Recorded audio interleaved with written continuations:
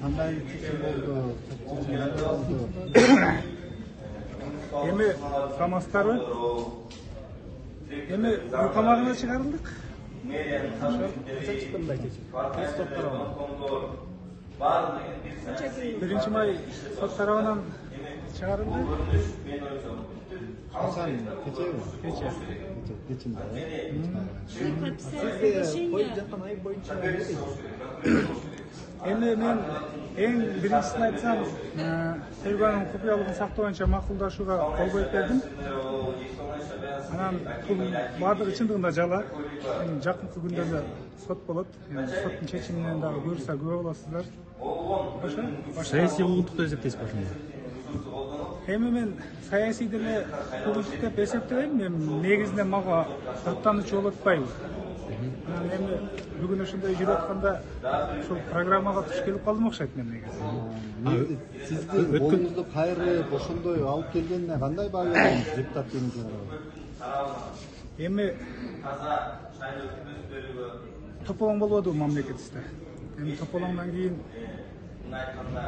кичине мындай толкун менен келатканда аша чабып коюшту окшойт кичине. Эми калганын соттун чечими менен чыккандан кийин сүйлөшсөк. Биринчи окууда Эмне негизинде чыгат? Кандай адвокаттар өтүнүч жиберди? Эмне негизинде чыгат? Ошондой өзүнүн адвокаттарынын өтүнүчү менен. Ден-соолукка байланыштуу жемне кандай негизде чыгат? Жок, эми негизинен мага коюлган айып боюнча баардыгы белгилүү эле.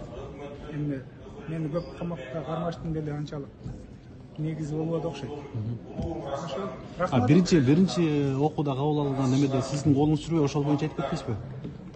Биринчи мыйзамды караганда биринчисинде мен доверенность бергем. Ошо доверенностьтун негизинде добуш берилген. Кимге бердиңиз? Кимге бердиңиз? Доверенностьту Акылбек Жапаровго берген. Кагаз жүзүндө кантип бердиңиз? Кагаз жүзүндө берген. Ким Акылбек Жапаров СИЗОго бардыбы?